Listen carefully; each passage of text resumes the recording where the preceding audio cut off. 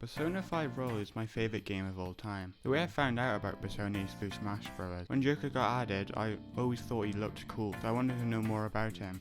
This leads into me doing research on him, making me play the game, which became my favourite game. Even though that the game is my favourite, I don't think it's perfect. The points I'll be covering in this review/video essay are the story, the gameplay and the characters. And I will also be covering the background on Persona if you've never played the game. In this video there will be spoilers, so if you haven't played the game, I would say play it blind for the best experience. Background on Persona. Persona 5 Roll is an updated version of the 5th game in the series, Persona 5. The game was made by P Studios and published by Atlus. The game was released in 2019 on the 31st of October, but the European release was on March the 1st in 2020. The genre of game that Persona 5 Roll is life sim and role-playing game. The platform that the game is on includes Nintendo Switch, PlayStation 5, PlayStation 4, PC, Xbox Series X and Series S. The game has some changes from the original, like adding extra gameplay and adding some extra characters. The way I'm going to format each point is I'll summarise the story first, then give my thoughts on it. So if you just want my thoughts, there will be a timestamp in the video. With that out of the way, here's a long summary of Persona 5 Roll story. The story starts with Joker, the main character, sneaking around a casino with the Phantom Thieves guiding him by their voices. Joker, after running from the police and defeating Shadows, the monsters in the game, tries to escape through a massive window, but once outside he is outnumbered by the police and arrested by them. Joker is brought to an interrogation room where he is speaking with Sai Nijima, which brings him saying events over the last year. The starts of the events of the Phantom Thieves start on April 9th when Ren moves to Tokyo. The reason why Ren is moving to Tokyo is because he's on probation for confronting a man harassing a woman, which leads Ren being detained by injuries on the man. Because of the alleged crime, Ren was kicked out of school and moved in with a parent friend. The name of the parent friend is Sojiro Sakura, who owns a cafe called Cafe LeBlanc. After this, Ren wakes up on his first day of school. His way to school, he sees his soon-to-be classmate An, who gets a ride from school teacher Kamasida. Very shortly after the two leave, student Ryuji comes running past. After the two leaves, he starts talking with Ren. After this, the mysterious nav app on Ren's phone, which sends them into Kamasida's heart without them knowing. Ryuji and Ren go to school. It's a castle full of shadows. Ren and Ryuji enters the castle when they encounter Shadows, which sends them into a cell for prisoners. Because of everything that is happening, Ren awakens to his persona Arsene.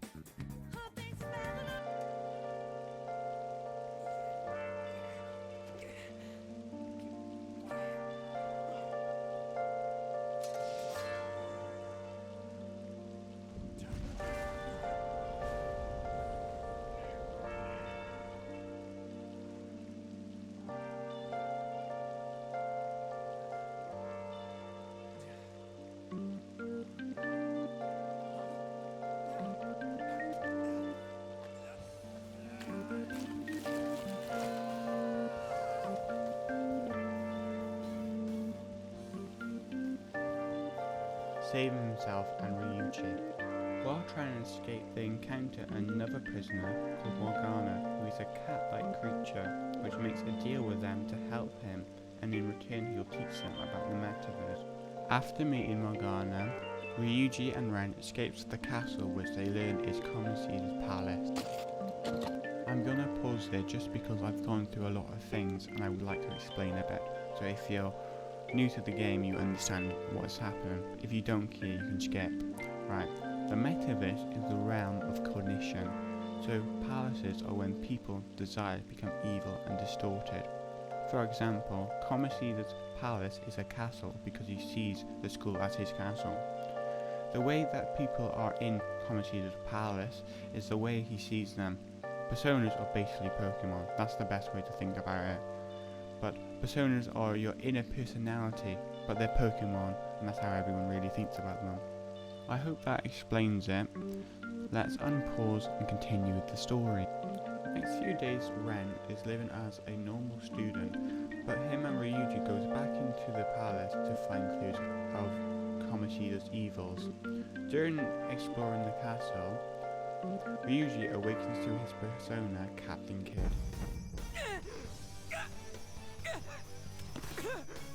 You seek power, correct? Then let us form a pact. Since your name has been disgraced already, why not hoist the flag and wreak havoc? The other you who exists within desires it thus. I am thou, thou art I. There is no turning back. The skull of rebellion is your flag henceforth! What can you do? Cower in fear and watch!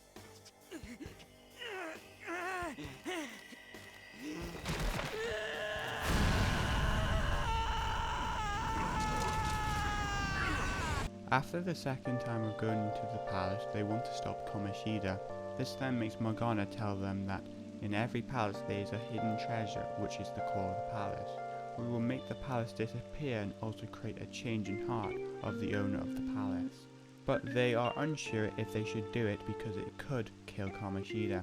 After learning this, it takes the two to decide if they want to do it. A few days after thinking if they will do it, a girl in their school jumps off the school because of Kamoshida's abuse. This leads Ren and Ryuji deciding to steal his treasure. When they are trying to find the route, they find out that Ann got sucked into the palace, making her awaken to her persona Carmen. My, it's taken far too long. Tell me, who is going to avenge her if you don't? Forgiving him was never the option. Such is the scream of the other you that dwells within. I am thou, thou art I. We can finally forge a contract. I hear you, Carmen. You're right! No more holding back! There you go. Nothing can be solved by restraining yourself. Understand? Then I'll gladly lend you my strength. She joins the team. After getting their route to Kamoshida's treasure, they then send a calling card to Kamoshida. The thieves only have that day to take the treasure. After the group is successful against Kamoshida, a day or days later, Kamoshida admits his crime in front of the school, showing that he had a change of heart. After this, a fan site was made for the Phantom Youth, helping them find smaller targets for change of hearts, which they do in Memento, which is society's palace. After a few weeks of having no big target, the group meets Yusuke, who is an art student of Madarame, who the group heard about changing someone's hearts in mementos. The group go to Madarame art show where they learn the keyword for his palace. The group goes into his palace to see if the rumours about him are true and to get clues about him. The rumours of Madarame that he is plagiarizing his students' work. They find out it's true, meeting an old student of Madarame. Because of this, they decide to change his heart. While trying to make a route to his treasure, a protection system is stopping them getting any further. The only way to stop the system is opening a door in the real life to change his mind. During this, Madarame catches Ann, making her escape through going into the metaverse. But doing this, she takes Yusuke into the palace. This leads Yusuke awaken to his persona, Guillermon. How foolishly you averted your eyes from the truth. A deplorable imitation indeed. Lest you part from that aspect of yourself.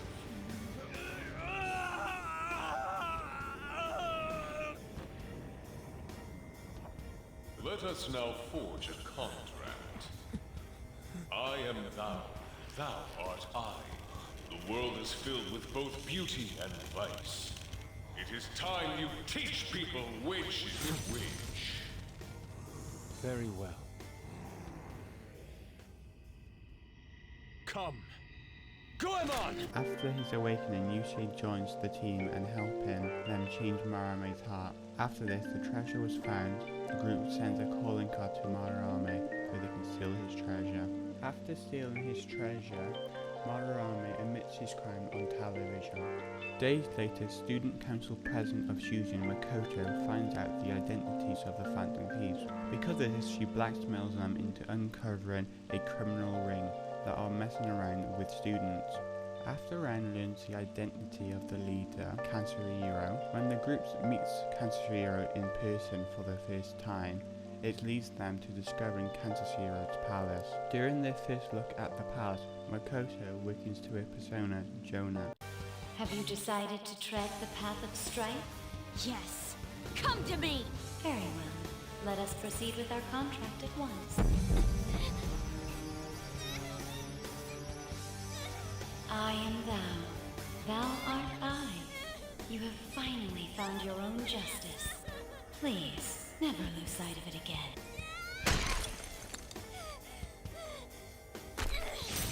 This memorable day marks your graduation from your false self. What the hell? Because of this, Makoto joins the group and helping them change Kansuhiro's heart. After stealing his treasure and beating his shadow, Kansuhiro admits his crimes and gets arrested. During the Thieves' summer vacation, they are taunted by the hacker Najad. The thieves are contacted by another hacker called Alaba, who wants them to steal their own heart. Because of this, the thieves learn the identity of Alaba, who is Futaba. The group goes into her palace and finds the route to Futaba's treasure. While the group tries to steal her treasure, Futaba learns she can enter her own palace, making her awake to her own persona, Necronomicon.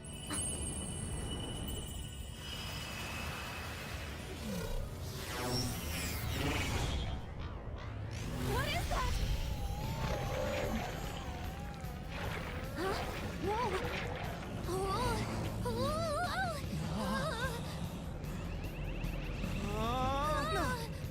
Contract. I am thou. Thou art I.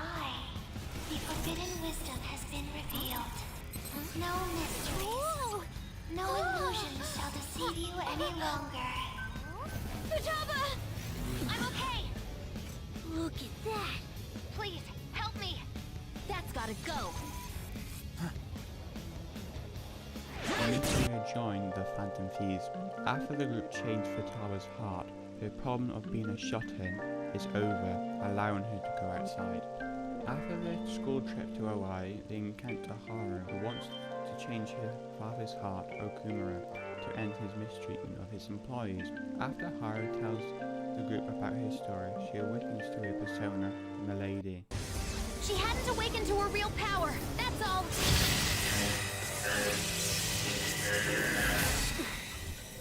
How dare you?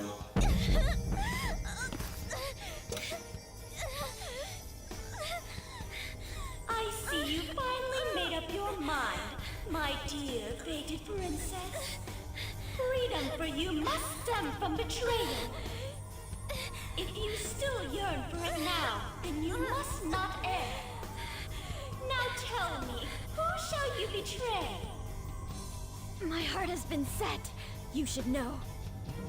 Yes, that gaze! I can finally display my true strength! I am thou, thou art I! Let us adorn your departure into freedom with a beautiful betrayal! Jeez! Farewell, dear father. I am no longer your subservient puppet! This leads to her joining the team. After the group finds the route to his treasure and successfully steals his treasure, the group watches Okumura to show his change of heart by admitting his crime. He collapses, suffering a mental shutdown. The reason why this happened is because another persona user came into his palace and killed his shadow, making him have a mental shutdown. After these events, the public turns on the group. The school is having a festival, and on stage, Akachi, who is a detective and the group has met a couple of times, says he will reveal the identities of the Phantom Thieves. Before saying anything, the group talks to him privately, where they learn that he has been to the metaverse and saw the true culprit who made Okumura have a mental shutdown. They also learn that Akachi awakens to his persona Robin Hood.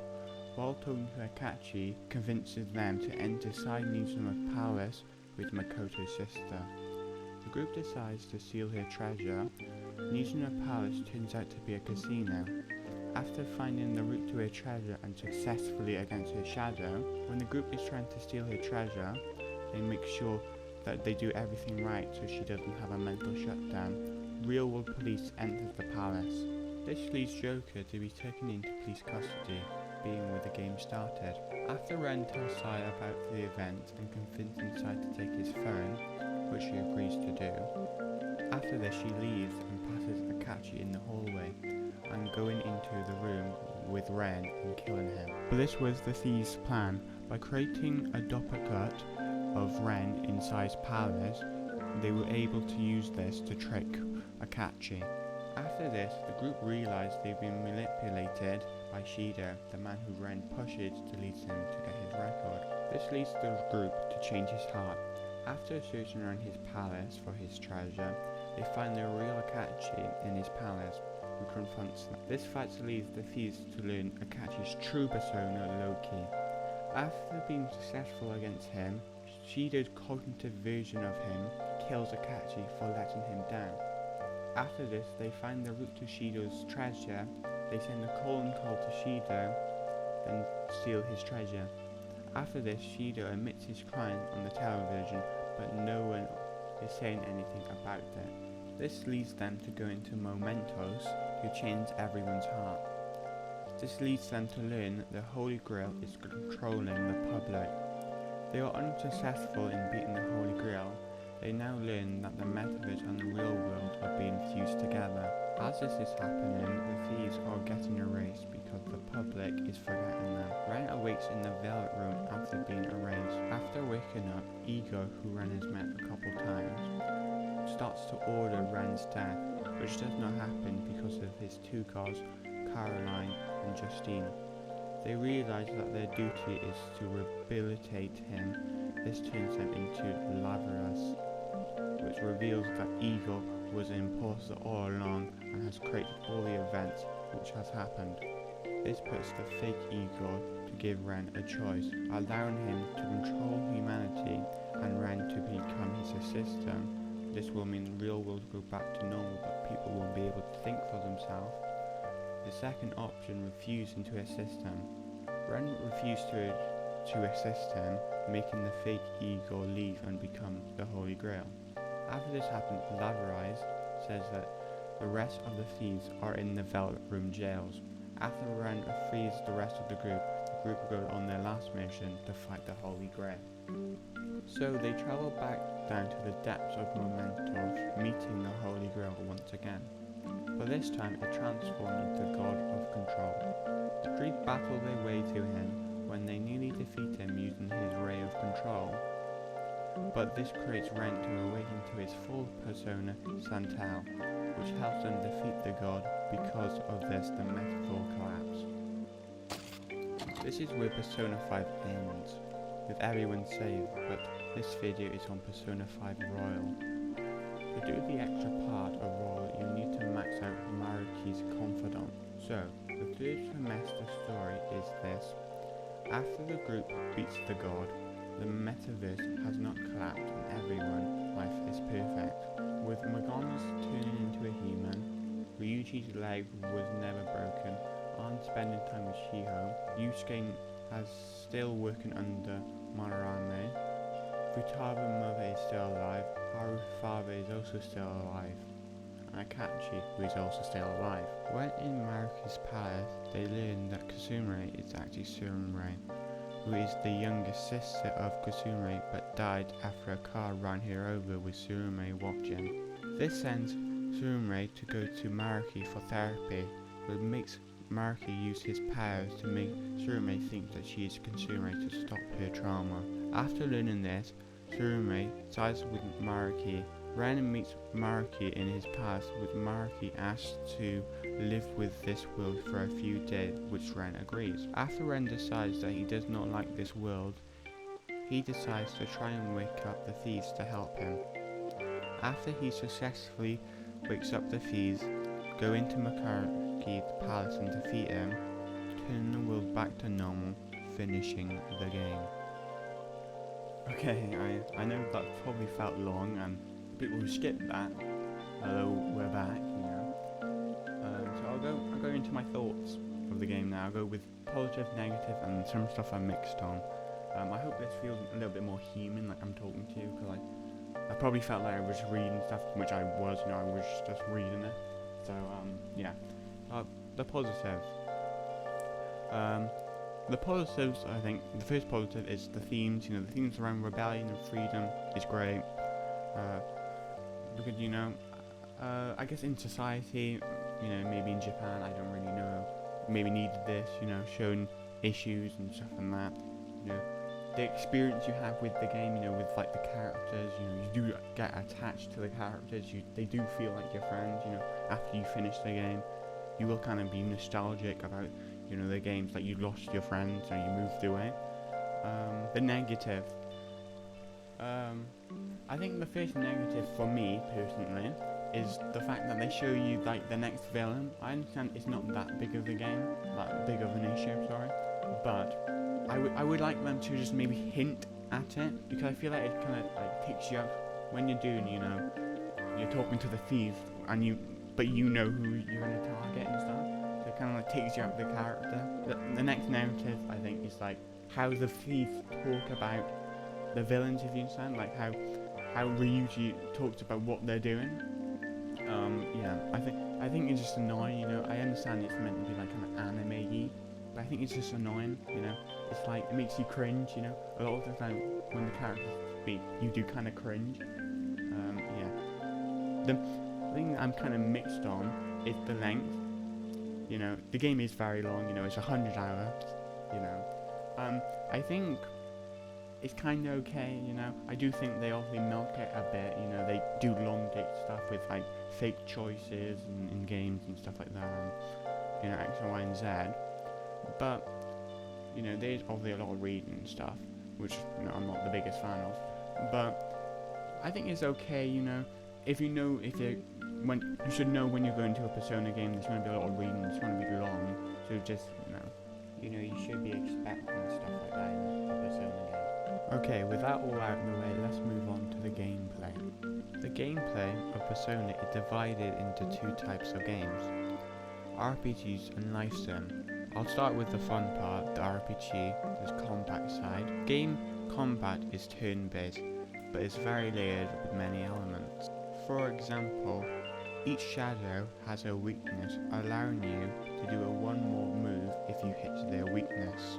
If you hit a shadow weakness, you can also do a baton pass, which allows you to move your pass onto someone else, making the attack go up.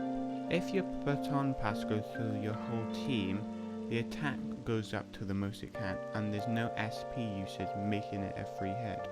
When you hit all the shadow's weaknesses, you can do a hold up, allowing you to do an all-out attack, which is a very strong attack, or allowing you to negotiate for money, items, or obtaining the persona. The options when you are battling is melee attack, range attack, persona scale, item, guard, order, and later in the game you can switch party members. This allows for a quick button pressing, not menued like other RPGs. In battle, if Ren dies, the battle will end, sending you back to the last safe room, but this can change if you're in a boss battle, allowing you to restart the fight. In every palace, there's a security system which goes in up and down if you get caught by a shadow. If your security level goes higher, the harder shadows you will find have to fight. Mementos is where the two kinds of style of gameplay mix, with Mementos allowing you to do requests from the fan side, which you might need to find information on in the real world by talking to people. Because Momentum is everyone's palace, the weather affects the types of shadows you will run into. Let's move on to the life sim elements of the game. The things you can do in Persona is working part-time a job, which allows you to boost your stat. The game will also allow you to play video game, which will boost your stat, watch movies, play baseball, spend time in a bathhouse, exercising, and many other activities will allow you to boost your stats. The important part of the life sim element is the confidence, which allows you to spend time with people around the city. For example, you spend time with all the members of the Phantom Thieves. This allows you to learn a about them and extra bonus things like members doing follow-ups in battle or discounts on items the person sells. Okay, I'm back, you know, real sword, why do I call myself sword? That's weird. Real me is back, you know, like talking and stuff. I'm gonna do the same thing, you know, thoughts on gameplay. Positive. I think the compact is really nice, you know, the tactical elements of the game. It's really fun, you know, I like it. It makes me think, you know, it gets your brain thinking, you know. Well, I think the combat flows really nice, you know. It flows so nice that it's kind of like you're not playing turn-based, you know. You know, it feels a little bit different. I don't know how to explain that. And also, I really do like the, I guess, life sim elements, you know, that which some people call like the visual novel stuff. I think the game styles, you know, mix really good with each other. You know, it's about like really what, you know, the game is really time management. Like when you really think of Persona 5 Royal and the old Persona games, it's, you know, time management of the game. You know, I think that's maybe why I like it, because I'm not that actually good at time management, so it gets me, you know, thinking and probably improving my time management skills. The negatives, things I don't really like. Let's move on to the negatives. You know, I think it's so stupid, yeah. You can call me that I'm just bad at the game, yeah, but when Joker dies, you know, the level, you know, the fight ends, you know, game over. Like, or like the thieves, all the other characters, so dependent on Joker, where they can't fight without him. Like, I understand on safe you can do it, but I'm not gonna play on safe. You know, I'm not a coward. Yeah. The also thing, also negative is like the how much you can do in the game. I understand like is, as I just said, the time management thing. I'm like that, and I do like that a bit, so I'm kind of mixed on it. But I would like to be able to do a little bit more in this game, like Joker being able to do a little bit more, because I feel like sometimes, you know, it's like, for example, if you go to school, you know, and you buy stuff, I guess it is really just time management now, what I'm talking about, so, yeah. Actually, I don't even, you know, I'm talking about it, and then I realised, I wrote it down in my script, and I realised I actually don't really mind that, I actually quite like that. It's about, you know, tactical, thinking about the game, thinking about ahead, you know, scrap that, that's not even a negative, you know, scrap that. Rub that out, you know, rub that out.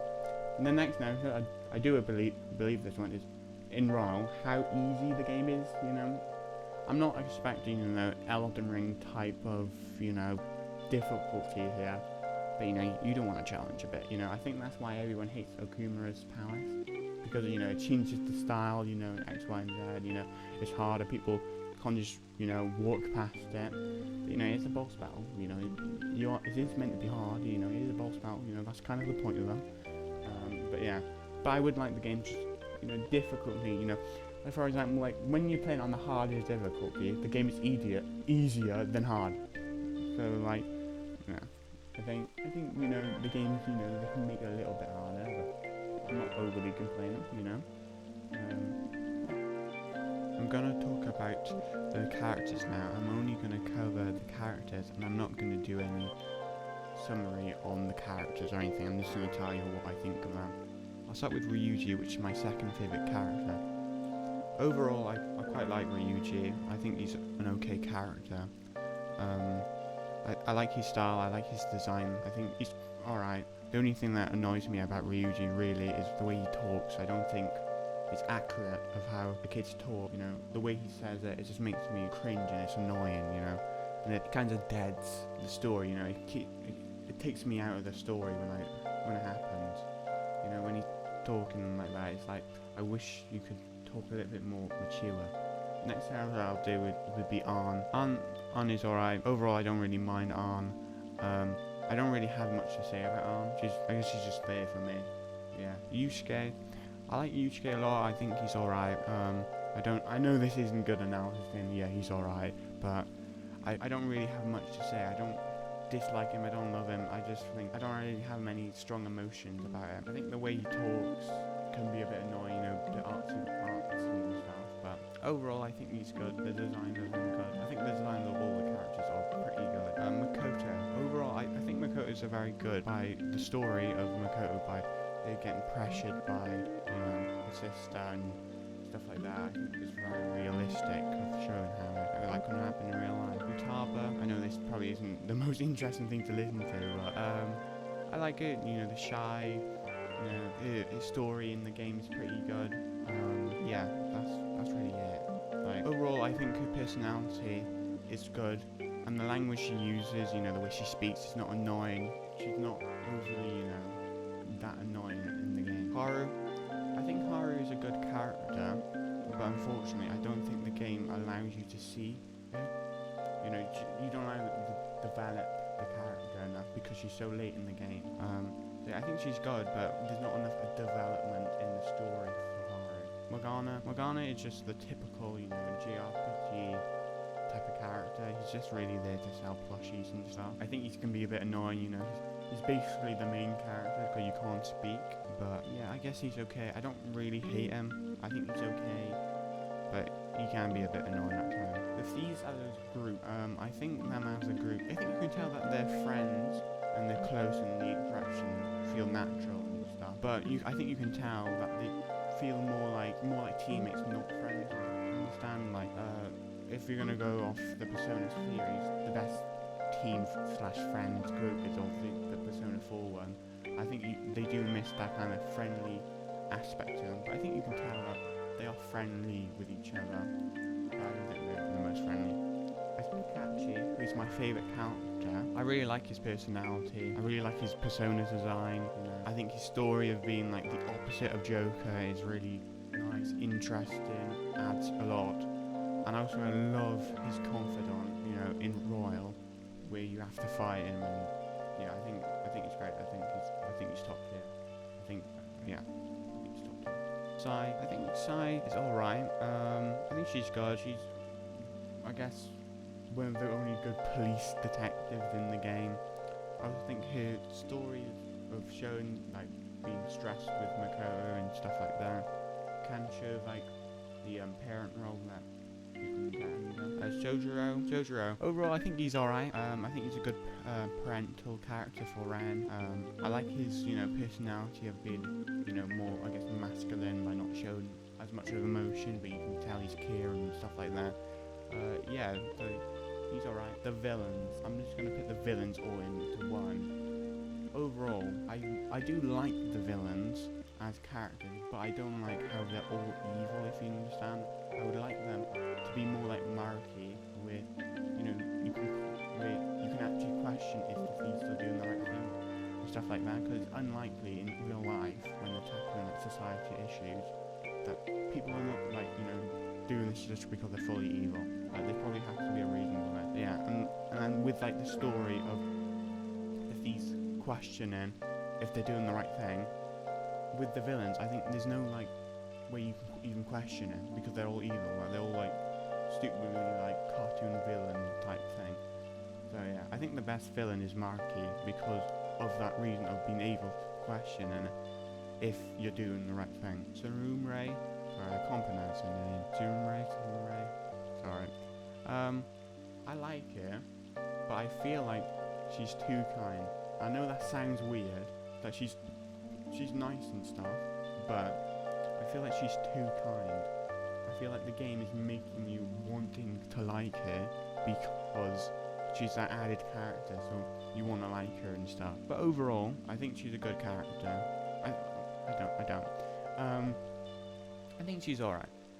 I find her a bit annoying how kind she is and thanking, but that could just be cultural differences between me and Japan. Thank you for watching. This is like post me editing this whole thing, like the voiceover and stuff like that.